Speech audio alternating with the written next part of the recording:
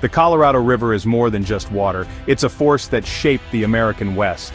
For millions of years it carved deep canyons, including the iconic Grand Canyon. Starting as snowmelt in the Rockies, it travels 1,450 miles, creating a landscape both beautiful and rugged. This river is a symbol of wildness and endurance, bringing life to the desert through lush riparian zones. Cottonwoods, willows, and beavers thrive along its banks, supporting a web of life. For Native American tribes, the river is sacred, a source of culture and survival. Later, settlers saw it as a resource to build cities and farms, turning desert into productive land. The Colorado River became the foundation of the modern West, supplying water to cities like Las Vegas and Los Angeles, and irrigating millions of acres. Massive dams were built to control its flow and generate power, symbolizing human progress. But this progress came at a cost. The river was asked to give more than it could. Now the Colorado River is in trouble, and its future is uncertain. The story of the river is a story of both creation and overuse. Its decline is a warning for the West. The river's fate will shape the fate of everything that depends on it.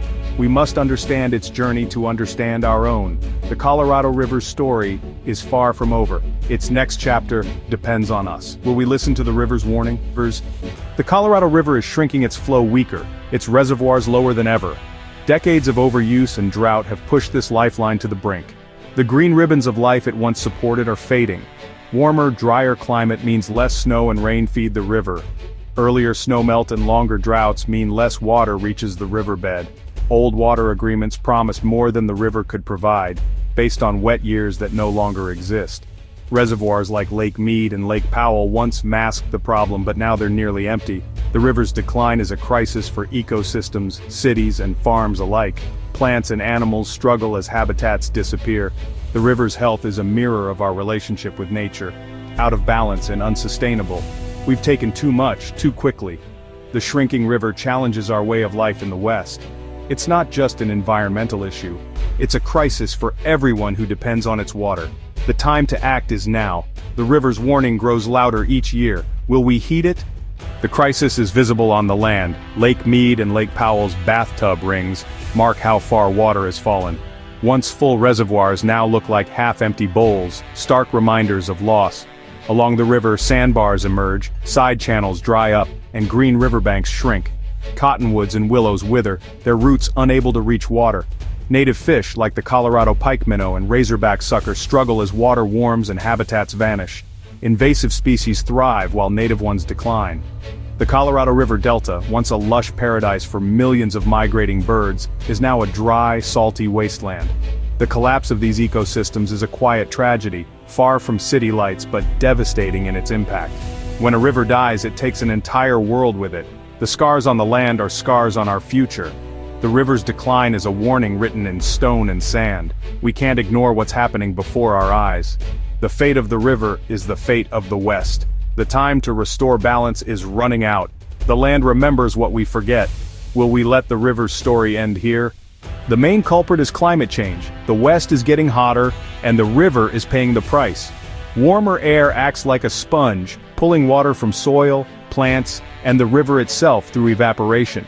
The snowpack that once fed the river is shrinking and melting earlier, leaving less water for the river.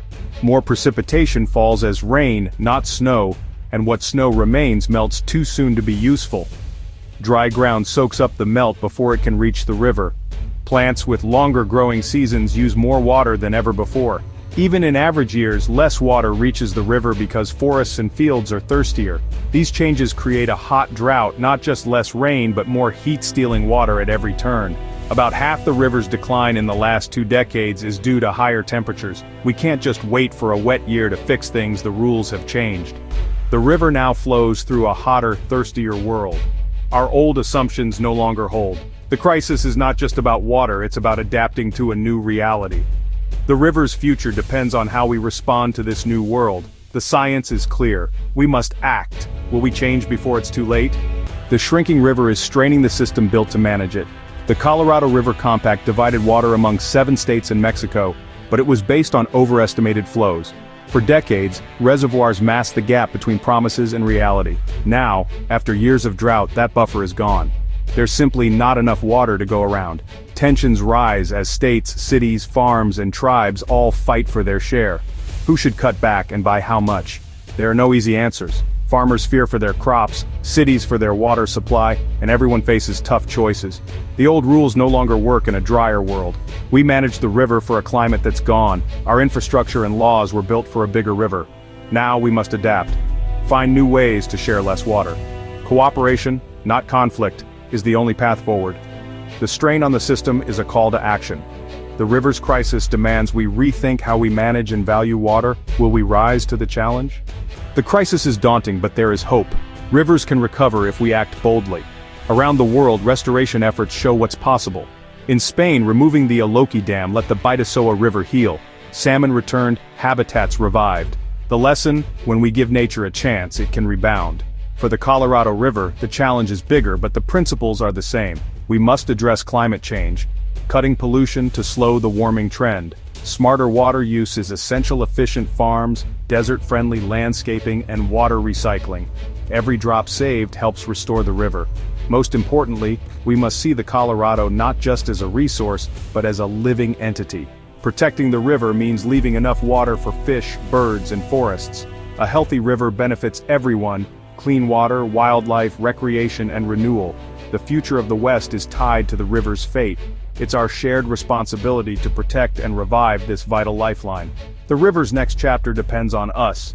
We can choose restoration over decline. The blueprint is clear: act boldly, work together, and let the river live. The Colorado story isn't finished. Will we write a new ending?